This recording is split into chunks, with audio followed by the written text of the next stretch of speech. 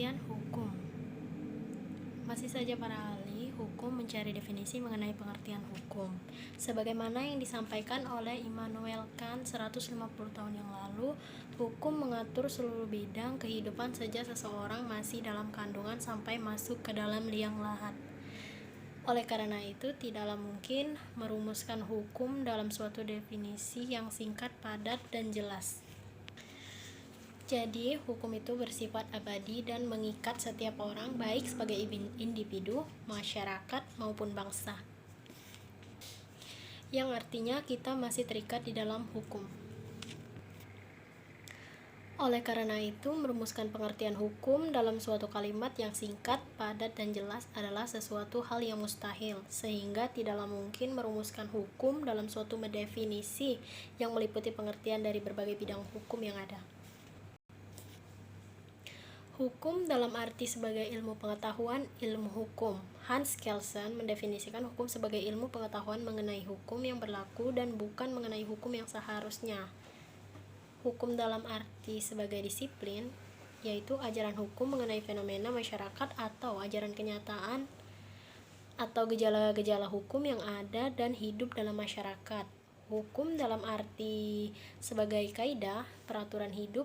Dalam hal ini, hukum menetapkan sebagaimana manusia seharusnya bertingkah laku dalam kehidupan bermasyarakat. Secara garis besar, peraturan hukum dapat dibagi menjadi 3, yaitu yang pertama, 1. Isi peraturan yang bersifat perintah. Yang kedua, isi peraturan yang bersifat perkenan atau perbolehan. Dan yang ketiga, isi peraturan hukum bersifat larangan. Dan yang kedua, pengertian pidana.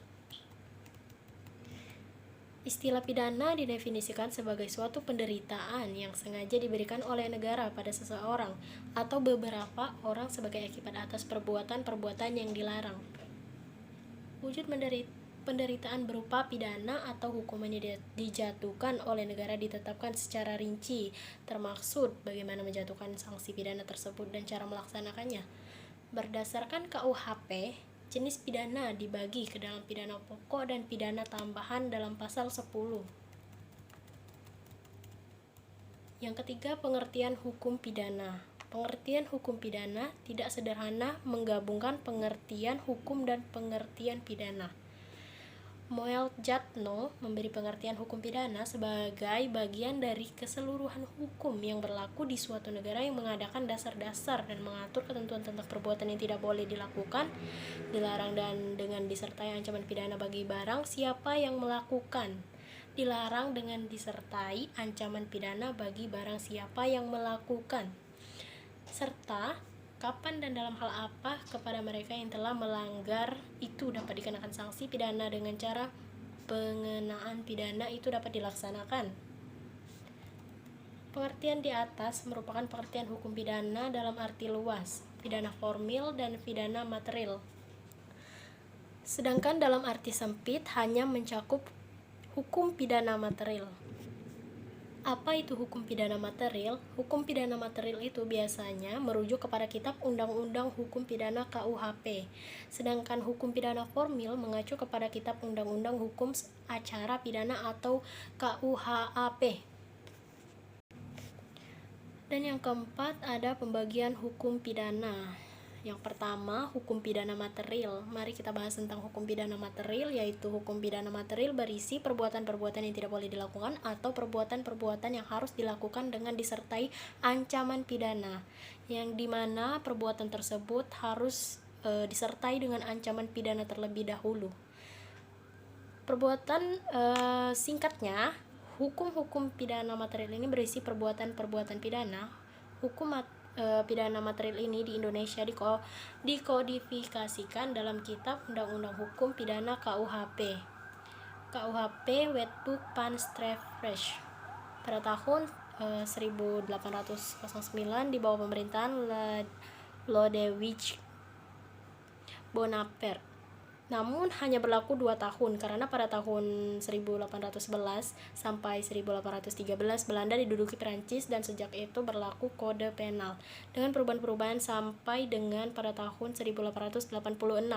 Sementara itu selama Belanda Belanda selama kurang lebih 73 tahun membentuk KUHP dan baru selesai pada tanggal 3 Maret 1881 dan diberlakukan di Belanda pada tanggal 1 September 1986.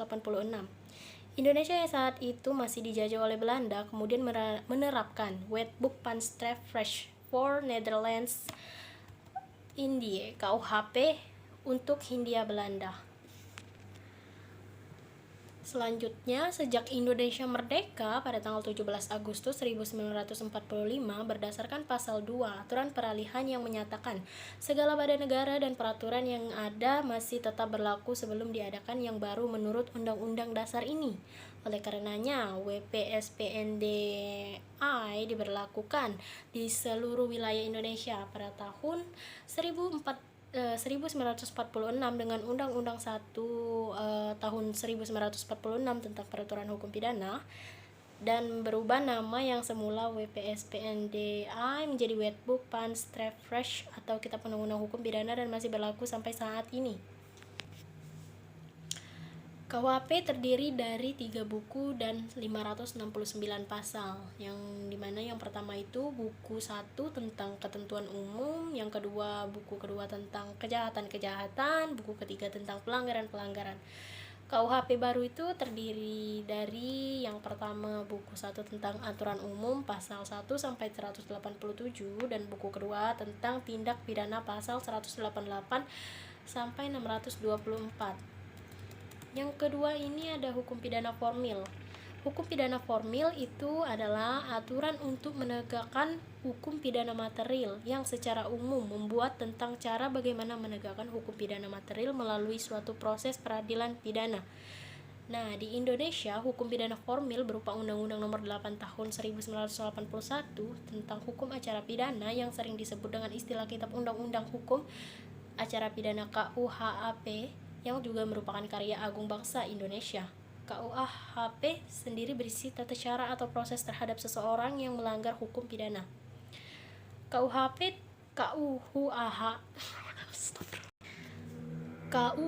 KUHAP terdiri dari 22 bab dan 286 pasal. Yang ketiga, hukum pidana umum dan hukum pidana khusus, di mana saya akan menjelaskan. Yang pertama, hukum pidana umum adalah hukum pidana yang ditunjukkan dan berlaku untuk semua warga negara sebagai subjek hukum tanpa membeda-bedakan kualitas pribadi subjek hukum tertentu. Material hukum pidana umum ini bersumber pada KUHP dan formil hukum pidana umum bersumber pada KUHAP.